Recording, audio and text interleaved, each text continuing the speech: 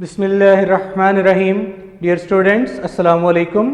आप सबको paradise college की तरफ से इस ऑनलाइन स्टडी सेशन में वेलकम कहा जाता है। आज के दिन हम चैप्टर नंबर 3 के आर्टिकल लीनियर मोमेंटम को शुरू करेंगे। मोमेंटम क्या होता है? देखिए स्टूडेंट्स, इससे पहले आप वेलोसिटी के बारे में पढ़ चुके हैं और आज हम जिस टर्म को यानी मोमेंटम को डिस्कस कर रहे हैं, इसमें भी मोशन से रिलेटेड एक, तो आप ये कह सकते हैं कि मोशन से रिलेटेड एक पैरामीटर है किसी बॉडी का। तो मोमेंटम किसे कहते हैं? इसको सिंपली आप डेफिनेशन में तो ये कहते हैं कि the quantity of motion of a body, किसी बॉडी की मोशन की क्वांटिटी उसका मोमेंटम कहलाती है।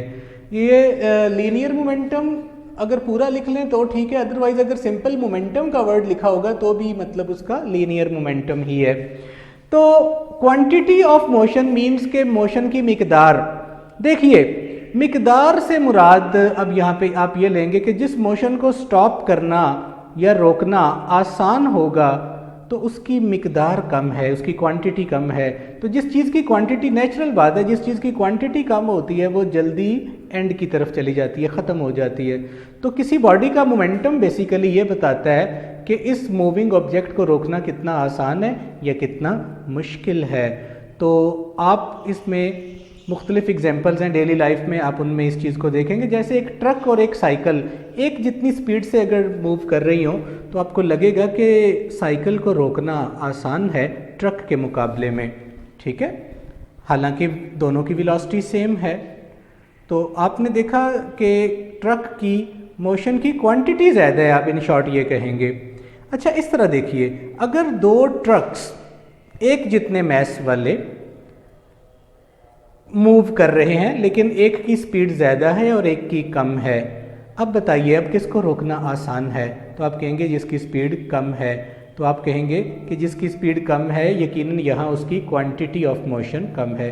होपफुली आप समझ गए होंगे कि मोमेंटम बेसिकली बताता है किसी बॉडी की क्वांटिटी ऑफ मोशन, और क्वांटिटी ऑफ मोशन जितनी कम होगी मोमेंटम उतना कम होगा, मूविंग बॉडी को स्टॉप करना उतना आसान होगा, ठीक है। और जिस चीज़ की क्वांटिटी, जिस मोशन की क्वांटिटी ज़्यादा होगी उसका मोमेंटम ज़्यादा है और उसको स्टॉप करना मुश्किल होगा। तो आइए अब इसकी बाकायदा डेफिनेशन बोर्ड पे लिखते हैं।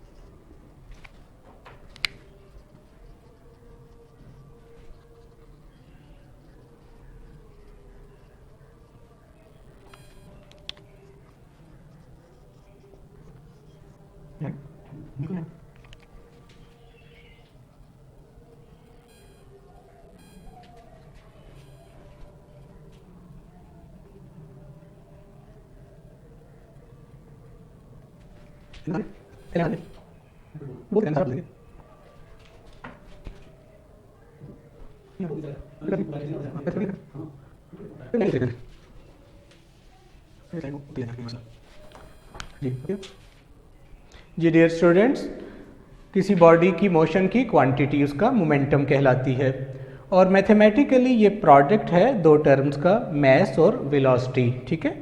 ये P के साइन से शो किया जाता है, ऊपर इसके एरो हेड है। तो ये मैस और वेलोसिटी, वेलोसिटी चूँकि वेक्टर है और हमने पढ़ा था जब वेक्टर किसी स्केलर क्वांटिटी से मल्टीप्लाई होता है तो रिजल्ट एक न्यू वेक्टर क्वांटिटी आता है, ठीक है। तो मोमेंटम एक वेक्टर क्वांटिटी है और आपने याद रखना है जो वेलोसिटी की डायरेक्शन वही मोमेंटम की डायरेक्शन। मीन्स के किसी बॉडी का मोमेंटम सिर्फ उसके मैस पे डिपेंड नहीं करता, सिर्फ उसकी वेलोसिटी पे डिपेंड नहीं करता, बल्कि उन दोनों के प्रोडक्ट पे डिपेंड करता है, ठीक है। इसको हम अब इसकी एक छोटी सी एक्सप्लेनेशन भी करेंगे, लेकिन मज़ीद पहले इसकी मैथमेटिकल फॉर्म को देख लें कि मोमेंटम इन दो चीज़ों के प्रोडक्ट मैस और वेलोसिटी के बराबर है। तो ये एक वेक्टर क्वांटिटी है।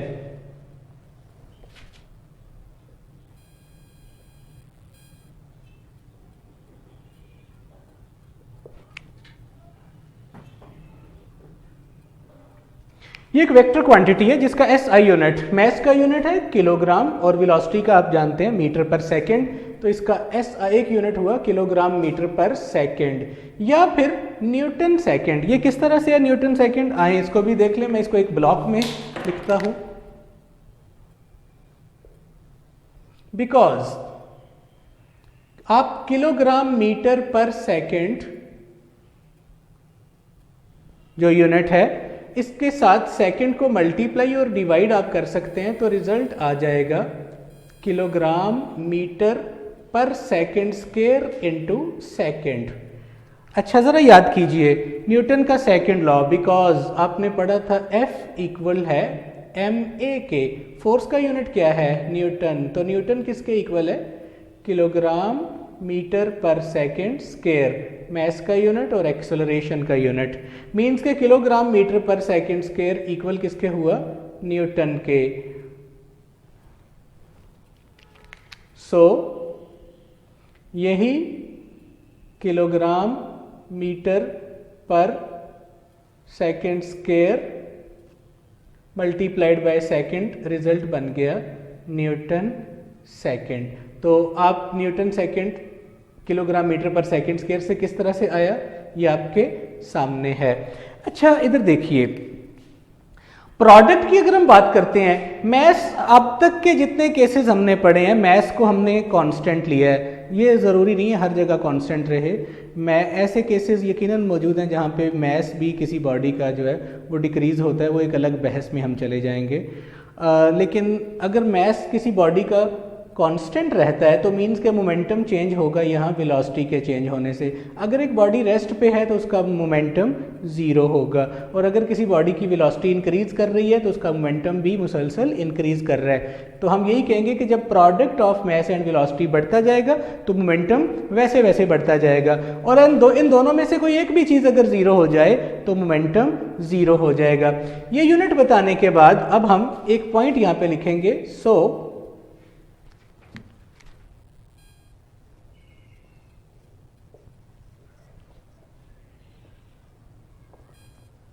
So momentum depends on product of mass and number 2 velocity। किसी सिर्फ mass पे डिपेंड नहीं कर रहा, सिर्फ velocity पे डिपेंड नहीं कर रहा, बल्कि दोनों के प्रोडक्ट पे। तो एग्जाम्पल देने के बाद हम इसमें से एक क्वेश्चन और एक्सट्रैक्ट आपके सामने कराएंगे। एक सिंपल सी मिसाल है वो आपके सामने रखने लगे हैं, जिसमें हम क्वेश्चन की तरफ भी हमने एग्जाम्पल का जिक्र किया था। सो फॉर एग्जाम्पल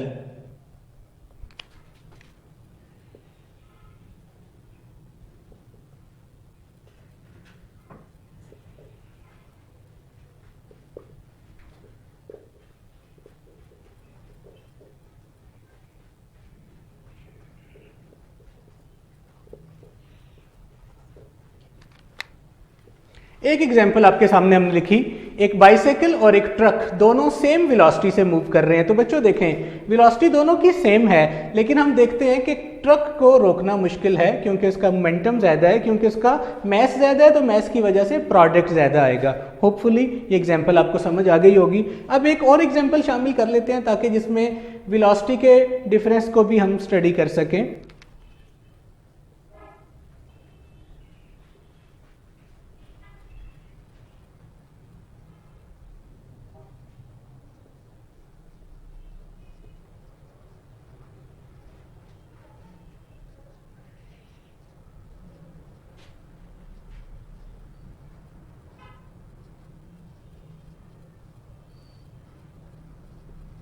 तो बच्चों सेकंड एग्जांपल में हमने कहा कि दो कार्स हैं जिनके मैस सेम है, लेकिन दोनों मूव कर रही हैं डिफरेंट वेलोसिटीज से। तो बताइए जो तेज चलने वाली कार है उसको रोकना मुश्किल होगा यकीनन, क्योंकि उसका प्रोडक्ट ज्यादा आएगा। ठीक है, यहाँ पे आपने मैस कांस्टेंट कर लिया, लेकिन वेलोसिटी जिसकी ज्यादा थी उसका मोमेंटम ज्यादा हो गया। सो आप समझ गए होंगे कि मोमेंटम बेसिकली हमें क्या बताता है कि हाउ मच डिफिकल्ट और easy to stop a moving object. ठीक है, यानी जिसका मोमेंटम कम है उसको स्टॉप करना आसान है, और जिसका मोमेंटम ज़्यादा है उसको स्टॉप करना डिफ़िकल्ट है। तो इस बात के साथ अब मैं आपके सामने एक शॉर्ट क्वेश्चन रखता हूँ, और ये शॉर्ट क्वेश्चन आपके पेपर में यानी 5 ईयर पेपर में भी मौजूद है, और ये बड़ा कॉमन सा सवाल है, पूछा गया है। सवाल सिर्फ ये करता है कि क्या एक हैवी बॉडी और एक लाइटर बॉडी का मोमेंटम सेम हो सकता है? तो अक्सर बच्चे कहते हैं कि नहीं हो सकता, क्योंकि एक लाइटर है और एक हैवी है, और ये भी कह रहा है मूविंग। ठीक है, यानी एक लाइटर बॉडी और एक हैवी बॉडी दोनों मूव कर रहे हों, वेलोसिटी का जिक्र नहीं किया, बस इतना कहा एक लाइटर बॉडी और हैवी बॉडी दोनों मूव कर रहे हैं, तो क्या अब दोनों का मोमेंटम सेम हो सकता है? तो पहले इसकी स्टेटमेंट मैं लिख लूँ, तब तक आप इसका आंसर सोचें कि हो सकता है या नहीं।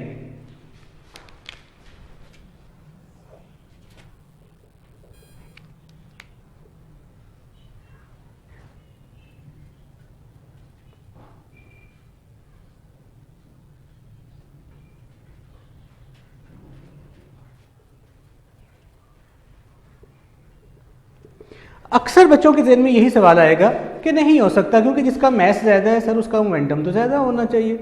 तो मैं आपको बताता चलूँ कि बेटा मैस सिर्फ पे डिपेंड नहीं करता, ये सिर्फ वेलोसिटी पे डिपेंड नहीं करता, बल्कि प्रोडक्ट पे डिपेंड करता है। ज़रा गौर करें, आपके सामने एक एग्जाम्पल पहले बनाता हूँ और उसके बाद इसकी थ्योरी को एक लाइन के अंदर हम लिख लेंगे। ये एक बॉडी है जिसका मैस है 100 किलोग्राम, m1 मैस है, और ये मूव कर रहा है 2 मीटर पर सेकेंड से।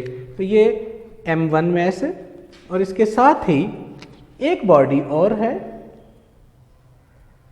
जिसका मैस है 50 kilogram.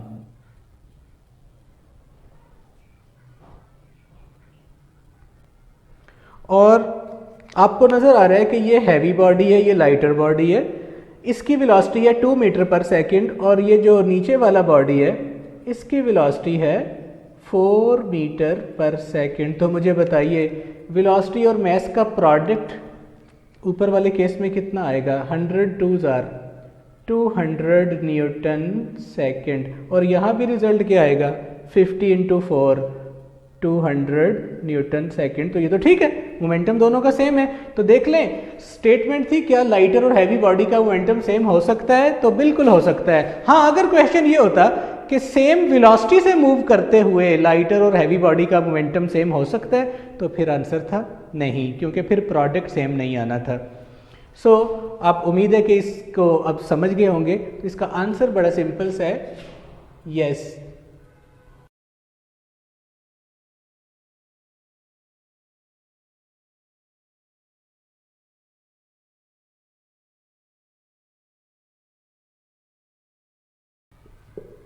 Then momentum will be same. और अगर एक बॉडी का मैस चाहे 1,00,000 किलोग्राम हो जाए, अगर वो रेस्ट पे खड़ा है तो मोमेंटम उसका 0 है। ठीक है, ये एक पॉइंट है, आ जाएगा, इसको आपने ज़रूर रखना। For a body at rest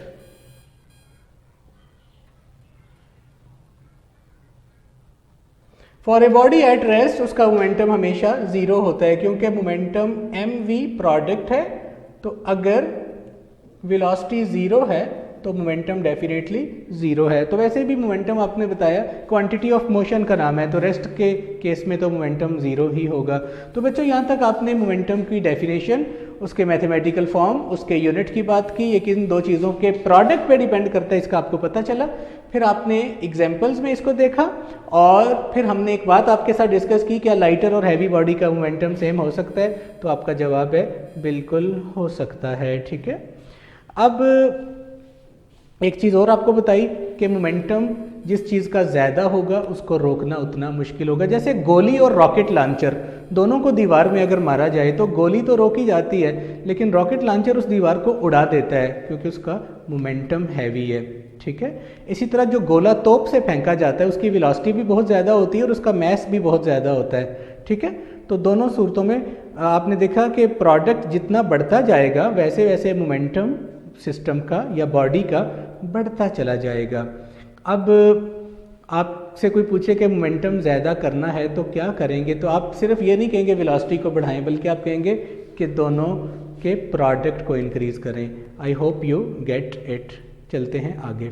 ji students, हमारा आज का क्वेश्चन है कि discuss Newton second law in term of linear momentum. इसको डिफाइन इस तरह से किया जाता है कि किसी बॉडी का मोमेंटम टाइम रेट, मोमेंटम में चेंज का टाइम रेट, यानी time rate of change of linear momentum basically equal होता है उस पर लगने वाली अब टोटल अप्लाइड फोर्स पर। के तो इसको अब हम बोर्ड के ऊपर पहले लिखते हैं, उसके बाद इसको एक्सप्लेन करेंगे।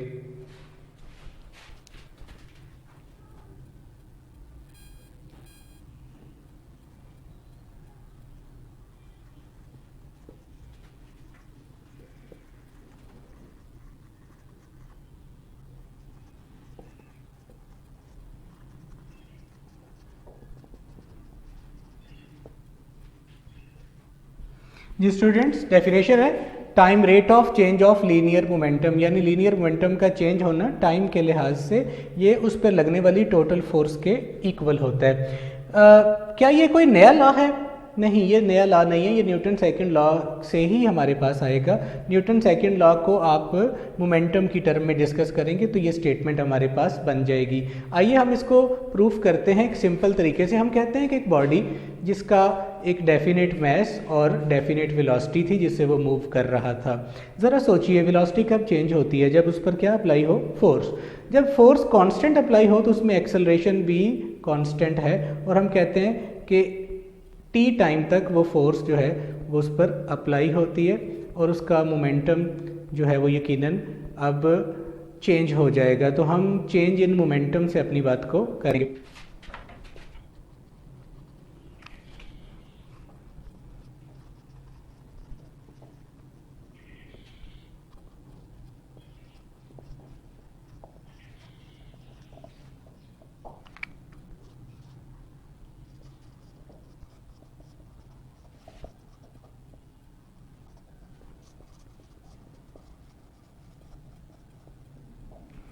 तो हम कहते हैं कि बॉडी जिसका मैस m था वो मूव कर रहा था vi वेलोसिटी के साथ, उस पर एक्सटर्नल फोर्स F अप्लाई हुई और वेलोसिटी चेंज हो गई vi से vf। तो बताइए ज़रा, हेयर बॉडी का इनिशियल मोमेंटम क्या था?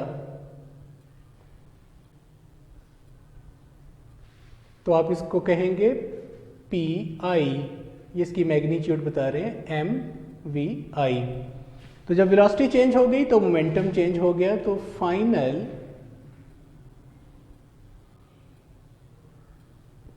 Momentum that is pf mvf। सो बताइए, चेंज इन मोमेंटम चेंज कैसे लेते हैं? फाइनल में से इनिशियल को माइनस करके। बताइए pf क्या है? mvf। pi क्या है? mvi, that is delta p। कुछ यहाँ से कॉमन आ रहा है, आप m को कॉमन ले लें तो ये है vf minus vi, that is delta p। बताइए, बिकॉज आपने फर्स्ट इक्वेशन पढ़ी थी vf is equal to vi plus at। तो बताइए vf माइनस vi की क्या वैल्यू है? a into T. तो इस vf माइनस vi की जगह क्या पुट हो जाएगा? a into t. So delta p is equal to m a into t. बताइए न्यूटन सेकेंड लॉ क्या है? Because f is equal to m a की जगह f आ जाएगा तो हमारा रिजल्ट आएगा delta p is equal to f multiplied by t. तो यही बच्चों न्यूटन सेकेंड लॉ से आपने इसको डिस्कस कर लिया, delta p over t is equal to f। तो ये प्रूफ हुआ कि time rate of change of momentum body का उसके ऊपर लगने वाली टोटल अप्लाइड फोर्स के इक्वल होता है। यहाँ एक बात और बताऊँ, आपने न्यूटन थर्ड लॉ में क्या पढ़ा था? हर एक्शन का क्या होता है? रिएक्शन, सेम मैग्नीट्यूड में और ऑपोजिट डायरेक्शन में।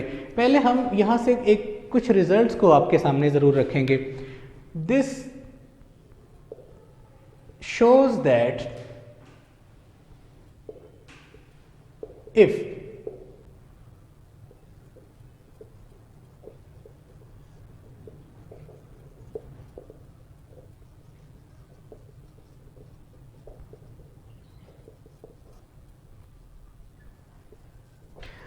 ये कुछ रिजल्ट हमें यहाँ पे अब खोलना है कि अगर मोमेंटम किसी बॉडी का कम टाइम में चेंज होता है तो ज़रा देखें, डिनोमिनेटर जितना छोटा होगा रिजल्ट उतना लार्ज आएगा। तो हमने लिखा कि large reaction force applied by the body. ज़रा इसको समझें, अगर एक चलती कार को अचानक से ब्रेक लगा के रोकें तो क्या होता है?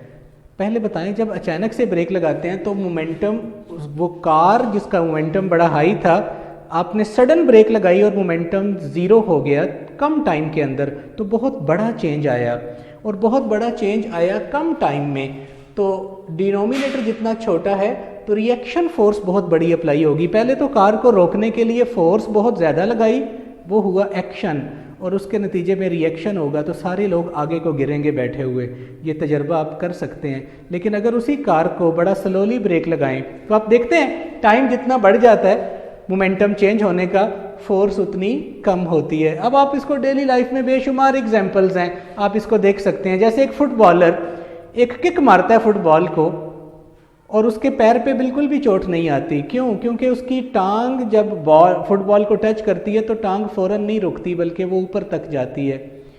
लेकिन अगर वो इसी किक को एक दीवार पर या एक पत्थर के बने हुए फुटबॉल पे मारे, तो उसकी टांग जो लार्ज मोमेंटम पोजेस करती हुई एकदम से स्टॉप कर जाएगी टकराते ही, तो टाइम बहुत हो जाएगा कम, और उसके पाँव पे यकीनन फोर्स भी बहुत ज़्यादा लगेगी। होपफुली आप समझ गए होंगे कि मोमेंटम जितना कम टाइम में चेंज होता है, रिएक्शन फोर्स उतनी ज़्यादा पैदा लगाई जाती है। इसमें हमारे डेली लाइफ में बेशुमार एग्जांपल्स हैं। तो हम बहरहाल अपनी बात को मुकम्मल कर चुके कि ये आपके पास बच्चों टोटल यानी time rate of change of linear momentum applied force के इक्वल है।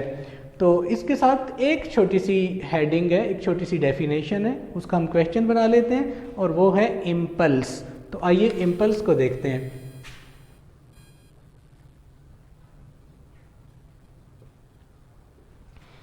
स्टूडेंट्स, एक बात आपको समझ आई कि टाइम जितना स्मॉल होगा रिएक्शन फोर्स उतनी ज़्यादा होगी, और अगर टाइम बहुत स्मॉल करते जाएं, देखिए ज़रा इस मैथमेटिकल रिजल्ट को देखिए।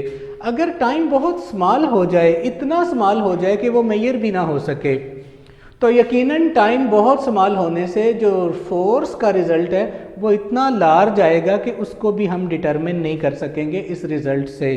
तो यहाँ एक ऐसे ही प्रॉब्लम पे हम चले गए कि time is too short to determine, या time is too short to measure. Time इतना कम है कि हम उसे मेजर नहीं कर सकते, उसको फाइंड नहीं कर सकते, तो फिर फोर्स इतनी लार्ज है आएगी कि हम उसका भी पता इस रिजल्ट से नहीं लगा सके। इसका मतलब है टाइम बहुत स्मॉल और फोर्स बहुत लार्ज, टाइम भी हमारे पास मेजरेबल नहीं रहा और फोर्स भी मेजरेबल नहीं रही। ऐसे केस में हम दोनों के प्रोडक्ट को ले लेते हैं और वो एक कांस्टेंट टर्म के इक्वल आता है। कैसे कांस्टेंट टर्म के इक्वल आता है? आइए पहले इसकी डेफिनेशन लिखते हैं।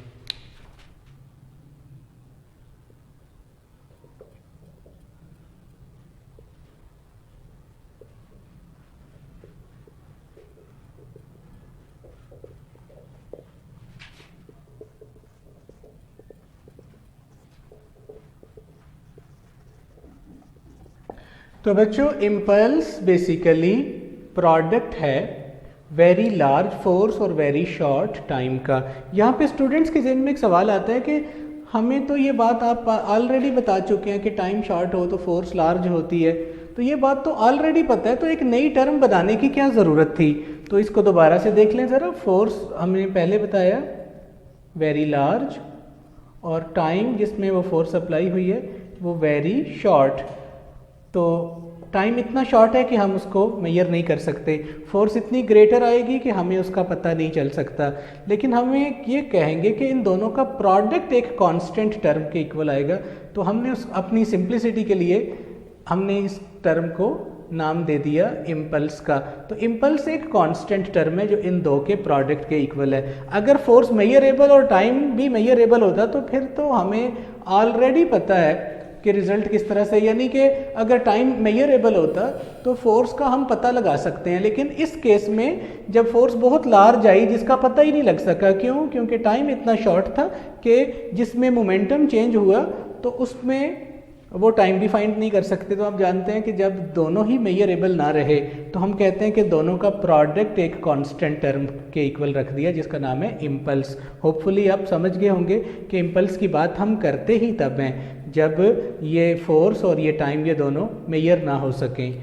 अब देखते हैं इसका मोमेंटम से क्या ताल्लुक आता है, बिकॉज हमने अभी पढ़ा कि वी नाउ दैट, क्या पढ़ा कि फोर्स बराबर है डेल्टा पी ओवर टी के। देखिए क्रॉस मल्टीप्लाई करेंगे और तो हमारे पास डेल्टा पी की वैल्यू आएगी एफ मल्टीप्लाइड बाय टी। इसको क्रॉस नहीं करना, इसे कह दें इक्वेशन नंबर 1 और इसे कह दीजिए इक्वेशन नंबर 2। तो change in momentum F multiplied by T के इक्वल होता है कंपेयरिंग 1 एंड 2। जब आप 1 और 2 को कंपेयर करते हो तो ये जो f और t का प्रोडक्ट है, जिसमें फोर्स भी फाइंड नहीं हो सकती थी और टाइम भी फाइंड नहीं हो सकता था, यही फोर्स और टाइम का प्रोडक्ट दरअसल किसके इक्वल आया? इम्पल्स के। तो इम्पल्स याद रखिए चेंज इन लीनियर मोमेंटम के इक्वल होती है। इसका मतलब है ऐसे केस में जब फोर्स बहुत लार्ज और टाइम बहुत शॉर्ट हो जाएगा, दोनों मेजरेबल नहीं रहेंगे, तो हम सिर्फ सिस्टम का मोमेंटम चेंज फाइंड कर लेंगे। अब हम rate of change of momentum find नहीं कर सकते। मेरा ख्याल है बात आप समझ गए हैं, ठीक है। तो अब क्या शो हुआ? Shows impulse is equal to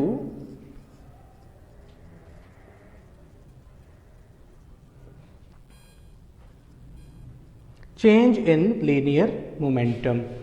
बेटा मैं उम्मीद करता हूँ ये आर्टिकल आपको बहुत अच्छे से समझ आया होगा। आप इस पर बहुत कंसंट्रेट करें, और क्योंकि हमारे नेक्स्ट लेक्चर में इन टर्म्स ने यूज़ होना है, जो अगर आप इसको ठीक तरह से अंडरस्टैंड करेंगे तो नेक्स्ट लेक्चर आपके लिए आसान होगा। Wish you very best of luck. अल्लाह हाफिज़। कितना 40 मिनट ही हुए टोटल, बल्कि